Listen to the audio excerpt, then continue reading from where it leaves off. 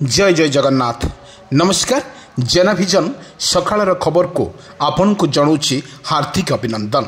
आसंतु किछि गुरुत्वपूर्ण घटना पर नजर पकेबा पूर्वर कौन रही लघुचाप स्थिति एवं किपर भाव में ओडिशा करुछि प्रभाव एवं एई लघुचाप वर्षार राज्य सरकार तरफ कौन करा जायछि प्रस्तुत एवं ओडिशार प्रत्येक लोक मानक पई सरकारंकर व्यवस्था और लघुचाप किपरि असुविधार सम्मुखीन न होबे सेतिपई सरकार जोरदार प्रस्तुत करछन्ति। आसंतु ना पूरा वीडियो पर टिके नजर पकेनबा।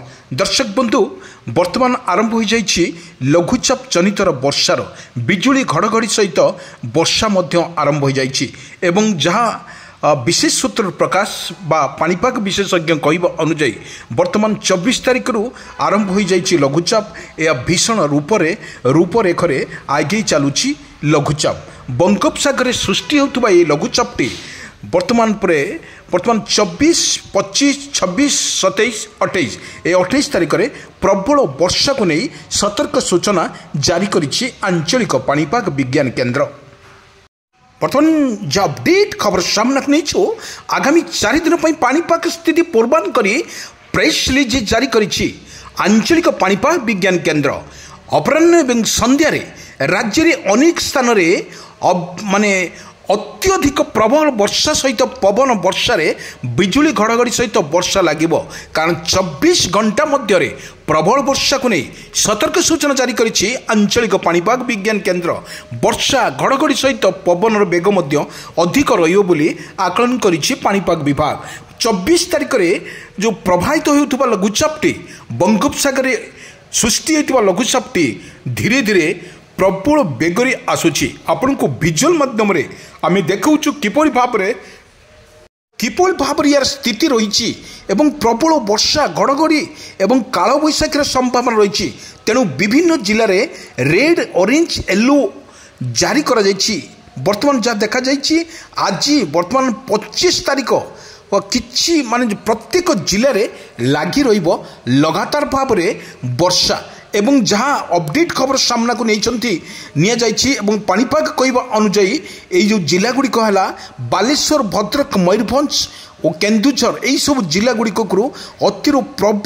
अति प्रबल वर्षा हबार संभावना अच्छी। से सरकार तरफ बर्तमान जो घोषणा कर प्रत्येक क्षेत्र में जदि देखा लघुचाप जनित वर्षा प्रबल वर्षा यही प्रबल वर्षा माने 24 तारिख में जो उत्तर बंगोपसागर में पुणी एक लघुचाप सृष्टि होबार संभावना अच्छी। एटा हूँ 22 माने 22 तारिख में जो लघुचापटी सृष्टि होता ता 23, 24 और 25 तारिख में प्रबल लघुचापटी सृष्टि होता। आपको जदि आकलन करा जाए तदि आमे कहूँ आपण मानकु एभली लघुचापटी बारंबार सृष्टि होगा फल लघुचाप वर्षा भिजुची वर्तमान सारा ओडिशा।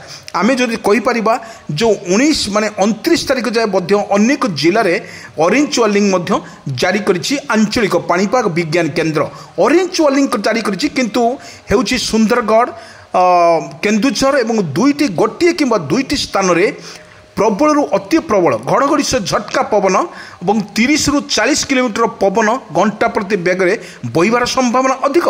तेरुपरी मयूरभंज, झारसुगुड़ा, संबलपुर, अनुगुल, देवगढ़, ढेंकानाल, जाजपुर, बालेश्वर, भद्रक, केन्द्रापड़ा, कटक, मयूरभंज, पुरी, खोर्धा, नयगड़ा, गंजाम, गजपति, रायगड़ा, केन्दुझर, सुंदरगढ़, बौद्ध, नुआपड़ा, बलांगीर, कलाहांडी, कंधमाल, नवरंगपुर, रायगड़ा, कोरापुट, मालकानगिरी जिले में येलो वार्निंग जारी करिछि आंचलिक पाणीपाग विज्ञान केन्द्र। यही सब जिले में गोटे किंबा दुईटी स्थान में घड़घड़ी सहित झटका पवन बहिबार यथेष्ट परिमाण थिबारु सतर्क सूचना जारी करिछि आंचलिक पाणीपाग विज्ञान केन्द्र।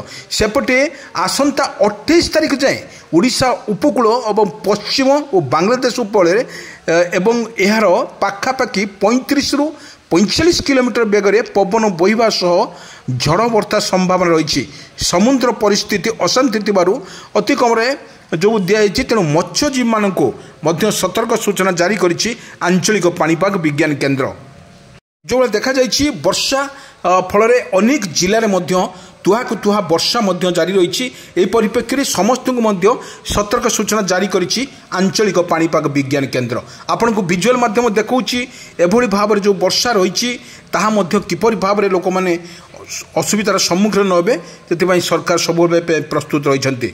देखु किपरि वर्षा जो सकाळु खबर रे आमे देखुलु किछि स्थान में तुहाकु तुहा वर्षा सहित बर्तमान वर्षा जारी रही। लोक मानकर किपरि असुविधा न हुए सरकार